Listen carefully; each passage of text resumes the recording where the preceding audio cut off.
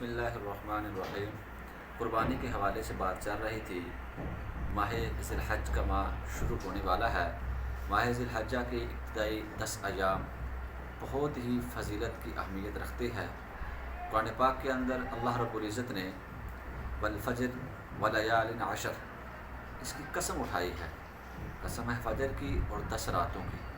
اکثر مفسرین کرام نے ان 10 راتوں سے مراد لکھا ہے کہ اس سے مراد ذی الحجہ کی پہلی 10 راتیں ہیں۔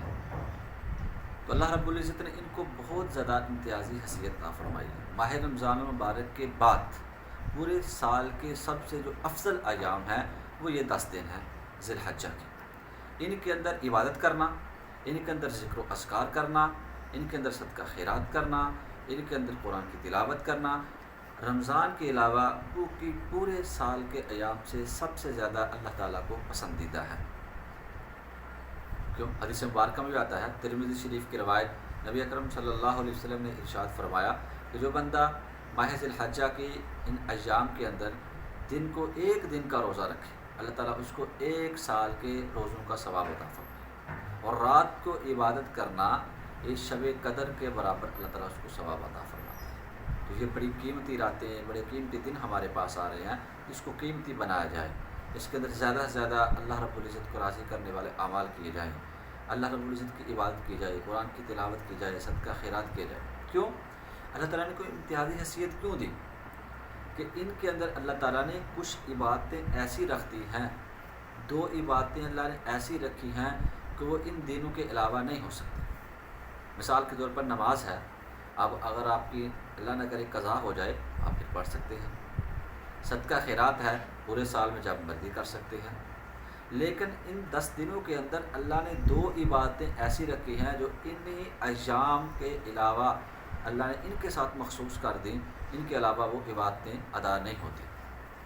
مثال کے طور پر حج کی عبادت ہے، مخصوص ایام میں مخصوص مقامات پر جانے کا نام حج ہے۔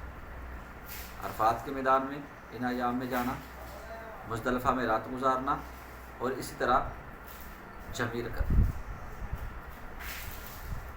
اس طرح رمی جمار کرنا، کنکریاں مارنا۔ تو اللہ رب العزت نے یہ 3 کام اگر انہی دنوں میں کیے جائیں تو بہت بڑی عبادت ہے، بہت بڑا ثواب ہے۔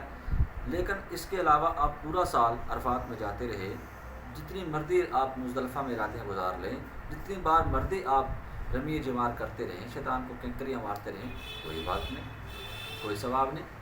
لیکن ان ایام کے اندر مخصوص ایام میں مخصوص اوقات میں اگر ہم عرفات کے میدان میں چلے گئے، مزدلفہ میں رات گزار لی اور مخصوص ایام کے اندر رمی جمار کر لی، تو یہ اللہ کے ہاں بہت بڑا پسندیدہ عمل ہے اور حج جیسی عظیم عبادت کا ثواب لکھا جائے۔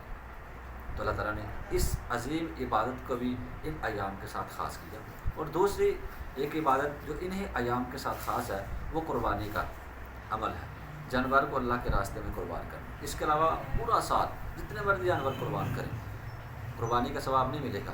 لیکن اگر آپ ان 3 مخصوص ایام کے اندر آپ جانور کو ذبح کریں گے تب آپ کی قربانی ادا ہوگی۔ تو اللہ تعالیٰ نے قربانی کی عبادت بھی ان ایام کے ساتھ خاص کر دیا ہے۔ تو اللہ رب العزت نے ان ایام کو بڑی امتیازی حیثیت عطا فرمائی ہے جو ہماری زندگی میں آ رہے ہیں۔ تو اللہ رب العزت دعا ہے کہ اللہ تعالیٰ ہمیں ان ایام کی قدر کرنے کی توفیق عطا فرمائے۔